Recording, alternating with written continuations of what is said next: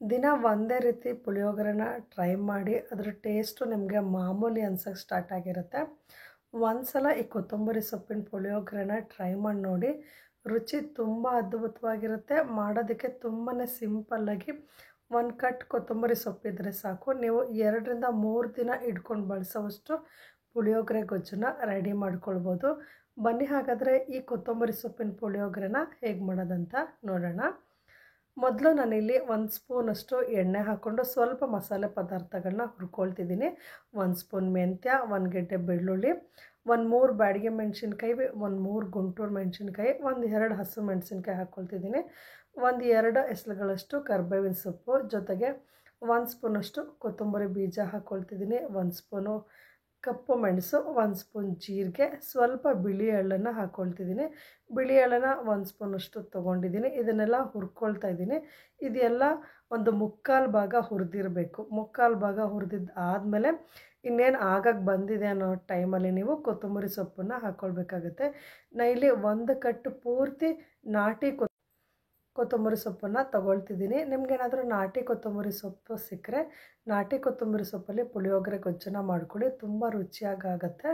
ಕೊತ್ತಂಬರಿ ಸೊಪ್ಪು ಹಾಕಿದ್ಮೇಲೆ ತುಂಬ ಟೈಮ್ ಬಾಡಿಸ್ಬಾರ್ದು. ಬೇಗ ಸ್ಟವ್ನ ಆಫ್ ಮಾಡಿಕೊಂಡು ಹುರಿದಿರೋ ಪದಾರ್ಥ ಎಲ್ಲ ಸ್ವಲ್ಪ ತಣ್ಣಗಾದ್ಮೇಲೆ ಮಿಕ್ಸಿ ಜಾರ್ಗೆ ಹಾಕ್ಕೊಂಡು 2 ಸ್ಪೂನಷ್ಟು ನೀರು ಹಾಕ್ಕೊಂಡು ರುಬ್ಬಿ ಪಕ್ಕಕ್ಕೆ ಇಟ್ಕೊಳ್ತಿದ್ದೀನಿ. ಪುಳಿಯೋಗರೆಗೆ ರುಬ್ಕೊಂಡಾದಮೇಲೆ ಇದಕ್ಕೆ ಒಗ್ಗರಣೆ ಮಾಡ್ಕೊಳ್ಳೋಣ.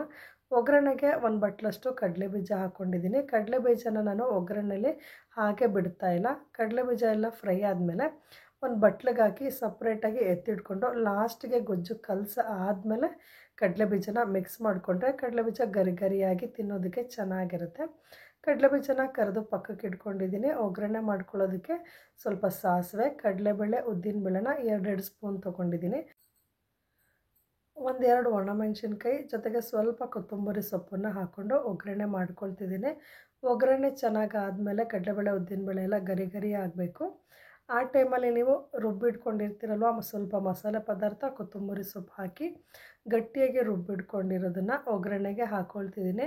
ಇಲ್ಲಿ ಜಾಸ್ತಿ ನೀರು ಹಾಕ್ಕೊಳ್ಬಾರ್ದು, ಕುದಿಸೋದಕ್ಕೆ ತುಂಬಾ ಟೈಮ್ ತಗೊಳುತ್ತೆ. ಹಾಗಾಗಿ ರುಬ್ಬಬೇಕಾದ್ರೂ ಅಷ್ಟೇ ನೀವು ಆದಷ್ಟು ಕಮ್ಮಿ ನೀರು ಹಾಕ್ಕೊಂಡು ರುಬ್ಕೊಳ್ಳಿ. ರುಬ್ಬಿರೋ ಅಂಥದ್ದನ್ನು ಹಾಕಿದ್ಮೇಲೆ ಪುಳಿಯೋಗರೆಗೆ ಮೇಯ್ನಾಗಿ ಬೇಕಾಗಿರೋದೇ ಹುಣಸೆ ಹಣ್ಣಿನ ರಸ. 1 ನಿಂಬೆಹಣ್ಣಿನ ಗಾತ್ರದ ಹುಣಸೆ ಹಣ್ಣನ್ನು ನೀರಿನಲ್ಲಿ ನೆನೆಸ್ಕೊಂಡು ಅದರ ರಸನ ಒಗ್ಗರಣೆಗೆ ಹಾಕ್ಕೊಳ್ತಿದ್ದೀನಿ. ರುಚಿಗೆ ತಕ್ಕಷ್ಟು ಉಪ್ಪು, ಸ್ವಲ್ಪ ಅರಿಶಿನ ಪುಡಿ ಹಾಕ್ಕೊಂಡು ಚೆನ್ನಾಗಿ ಕುದಿಸ್ಕೊಳ್ಬೇಕಾಗತ್ತೆ. ನೋಡಿ ಈ ರೀತಿ ಗಟ್ಟಿಯಾಗಿ ಆಗಿದೆ. ಇನ್ನು ಸ್ವಲ್ಪ ಗಟ್ಟಿಯಾಗಿ ಆಗೋವರೆಗೂ ನಾವು ಕುದಿಸ್ಕೊಳ್ಬೇಕು. ಮಾಮೂಲಿ ಪುಳಿಯೋಗರೆ ಗೊಜ್ಜನ್ನು ಯಾವ ರೀತಿ ಕುದಿಸ್ಕೊಳ್ತೀವೋ ಅದೇ ರೀತಿ ಕುದಿಸ್ಕೊಳ್ಬೇಕಾಗುತ್ತೆ. 1 ಗ್ಲಾಸ್ ಲಿಡ್ಡನ್ನು ಕ್ಲೋಸ್ ಮಾಡಿ 5 ನಿಮಿಷ ಸಣ್ಣ ಉರಿನಲ್ಲಿ ಕುದಿಸ್ಕೊಂಡಿದ್ದೀನಿ. ನಾನು ಮಧ್ಯ 2 ಸಲ ಸ್ಪೂನಲ್ಲಿ ತಿರುಗಿಸಿ ಮತ್ತೆ ಲಿಡ್ಡನ್ನು ಕ್ಲೋಸ್ ಮಾಡಿ ಈ ರೀತಿ ಗಟ್ಟಿ ಆಗೋವರೆಗೂ ಕುದಿಸ್ಕೊಂಡಿದ್ದೀನಿ.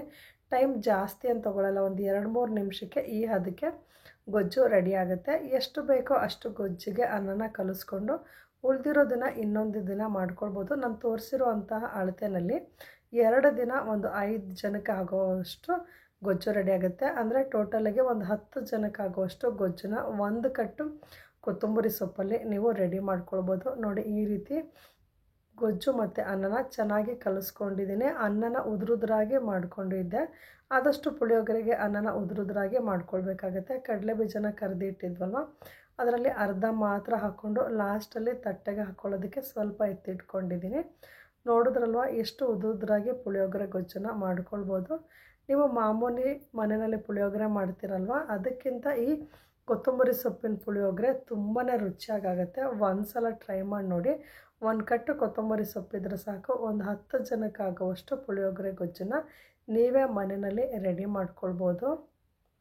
ನೋಡಿದ್ರಲ್ವ ಎಷ್ಟು ಸುಲಭವಾಗಿ ಪುಳಿಯೋಗರೆ ಗೊಜ್ಜನ್ನು ಮಾಡಿದ್ವಿ ಅಂತ. ಈ ವಿಡಿಯೋ ನಿಮಗೆ ಇಷ್ಟ ಆಗಿದರೆ ವಿಡಿಯೋನ ಲೈಕ್ ಮಾಡಿ, ಶೇರ್ ಮಾಡಿ. ಯೂಟ್ಯೂಬಲ್ಲಿ ನೋಡ್ತಾ ಇದ್ದರೆ ಪ್ಲೀಸ್ ಸಬ್ಸ್ಕ್ರೈಬ್ ಮಾಡ್ಕೊಂಡು ನೋಡಿ. ಫೇಸ್ಬುಕ್ಕಲ್ಲಿ ನೋಡ್ತಾ ಇದ್ದರೆ ಪೇಜ್ನ ಫಾಲೋ ಮಾಡಿ. ಮತ್ತೊಂದು ಹೊಸ ರೆಸಿಪಿಯೊಂದಿಗೆ ಮುಂದಿನ ವಿಡಿಯೋದಲ್ಲಿ ಭೇಟಿ ಆಗ್ತೀನಿ. ಧನ್ಯವಾದಗಳು.